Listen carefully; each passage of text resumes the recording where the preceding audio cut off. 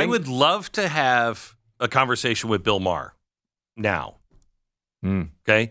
Bill Maher he has changed, and maybe not. I mean, he may not have changed any of positions, but I think he takes it more seriously, and he's not going for clapter. I think he's had a change in, things are getting really serious here, and we have to have honest conversations. And for the first time, I look at Bill Maher. Can we play that clip we played last hour? The abortion one? Yeah. Mm-hmm. Listen to this, Bill Maher, just recently. The idea that you're fighting an election around this issue seems to be, just strange. Yeah, really weird. Back to the 19th century. That's weird. Well,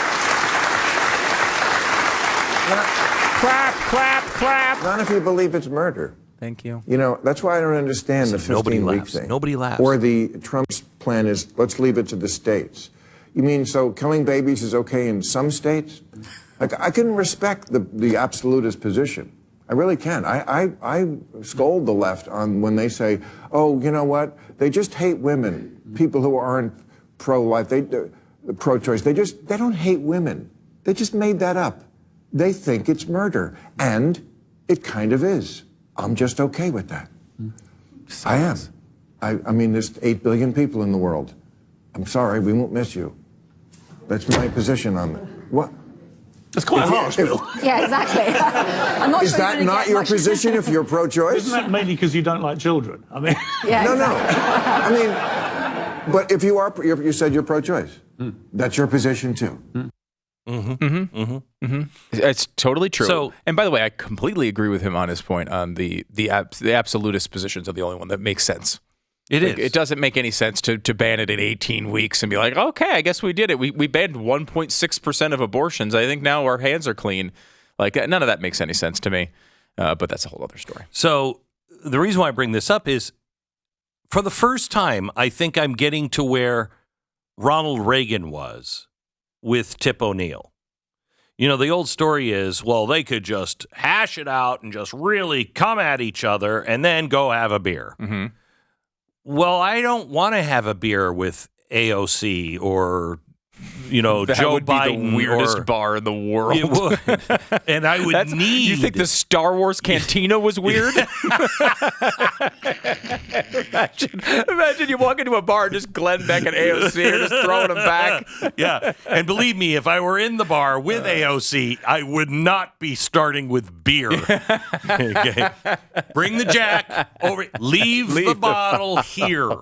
So anyway, but that's because they're not honest. Yeah, they're fake, yeah. Yeah. He's at least saying the truth. He's saying, look, I don't have a problem with it. It is murder. It is killing babies, but I don't have a problem with that. And nobody likes that point of view, but at least he's being honest. At least he's being honest. And you can disagree with him all you want, but as long as somebody is honest on the other side of the table, I can get along with them forever. My problem is the progressives, because it's built in their name, progress a little bit at a time, and they will deny their end goal.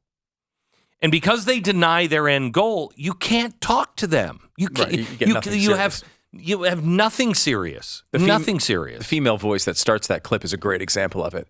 Like, I don't understand why they'd want to fight an election on this issue. It's just strange. Is it strange, the ending of life of children? Is that like a weird thing for you to think about during the election? I mean, I kind of find it weird that fighting for the right to end the lives of children is something you want to fight the entire election on. But that's what they're doing. But that's why they used to say safe, rare, and legal. Right. And then they said screw rare. Right, because they used to...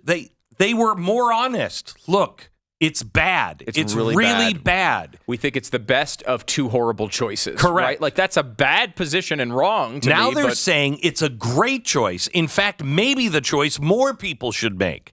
And in some ways, that's more intellectually defensible than the other position. It's like, if you're going to be Bill Maher and say, yeah, killing people's fine, at least that's consistent. It doesn't make any sense to say I think killing people is wrong, but also women's rights are the way I'm going to make this decision on this. No, but see, on this fetus. that's the way to win, though. Right. That is the way to win. It's not honest. It's not honest, but it is the way to win. And frankly, it's the same thing that's going on with the Republicans right now. Like I don't.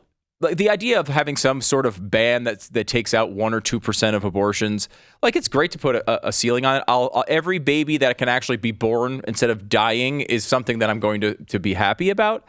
But like at the end of the day, these decisions are being made because people want to win elections, which is a concern, right? Like it's a legitimate concern.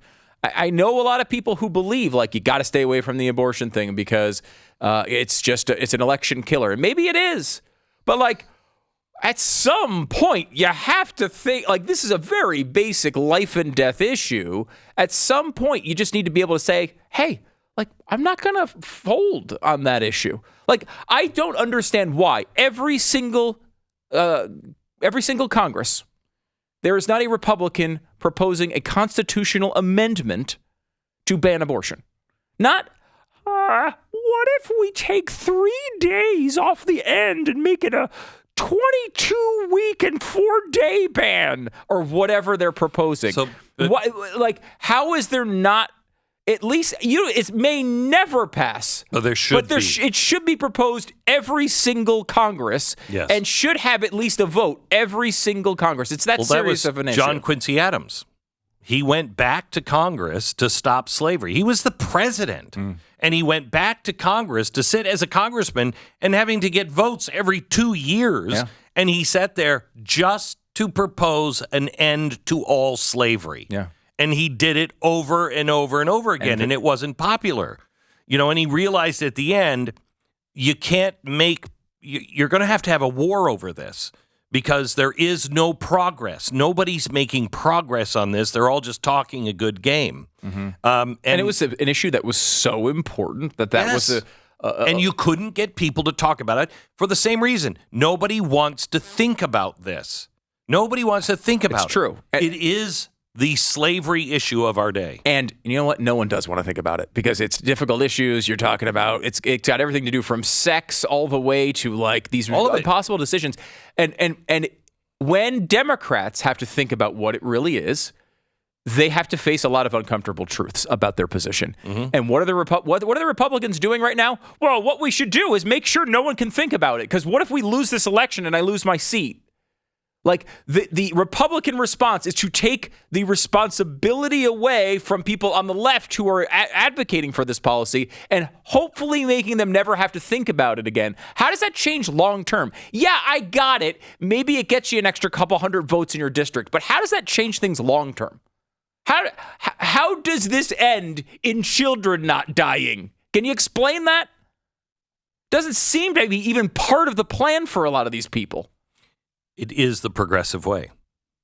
That is the problem. The Republicans are progressives as well.